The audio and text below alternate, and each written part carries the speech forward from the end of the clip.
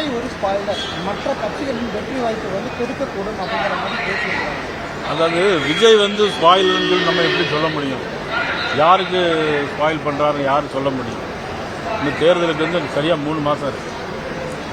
ஜனவரி, பிப்ரவரி, March 3 மாதம் முழுமையாக முடியும்.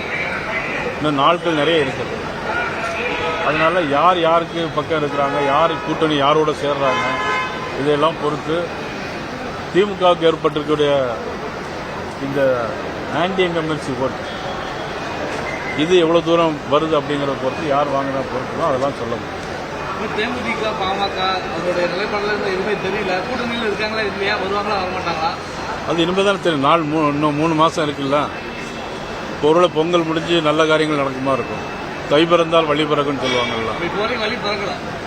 அது நீங்கள் எப்படி வேணா வச்சுக்கலாம். டிசம்பரில் தெளிவு பிறக்கும் சார், தெளிவு பிறந்திருக்கா? டிசம்பரில் தெளிவு பிறக்கும்னு 3 மாசம் முன்னாடி இதே கோவையில் சொல்லியிருந்தீங்க. ஆல்மோஸ்ட் டிசம்பரே முடிய போகுது. அது 1 மாதம் தள்ளி போகுது, அவ்வளோதான். இருப்பாருன்னு சொல்றாங்க சார். விஜய் வந்து திமுகவுக்கு நெருக்கடி கொடுக்கக்கூடிய ஒரு நபரா இருப்பாங்கன்னு சொல்லி தொடர்ச்சியா அதை வந்து நீங்க வந்து, ஆனா இப்போ இந்த கூட்டணிக்கே வந்துட்டு விஜய் ஒரு முக்கியமான இம்பாக்ட் கிரியேட் பண்ணிடுவாருங்கிற மாதிரி பார்க்கப்படுது சார். இல்ல, அதை பத்தி நம்ம இப்போ எதுவுமே கருத்து சொல்ல முடியாது. இப்ப யதார்த்த உண்மையில நம்ம களவு நிலவரத்தை நம்ம சொல்லணும். சில பேர், நிறைய பேர் இப்ப பாத்தீங்கன்னா யூடியூபர் 100 பேர் சேனல் வச்சிருக்காங்க. எல்லாரும் அவங்கவங்க ஒரு கருத்தை சொல்லிட்டே இருக்காங்க.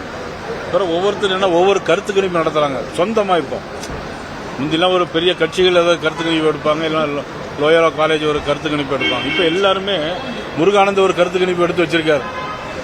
நம்ம ரமேஷ் மாவட்ட தலைவர் ஒரு கருத்து கணிப்பு வச்சிருக்காரு. எங்க நைனா, கவுண்டம்பாளைய நைனா ஒரு கருத்து கணிப்பு எடுத்து வச்சிருக்காரு.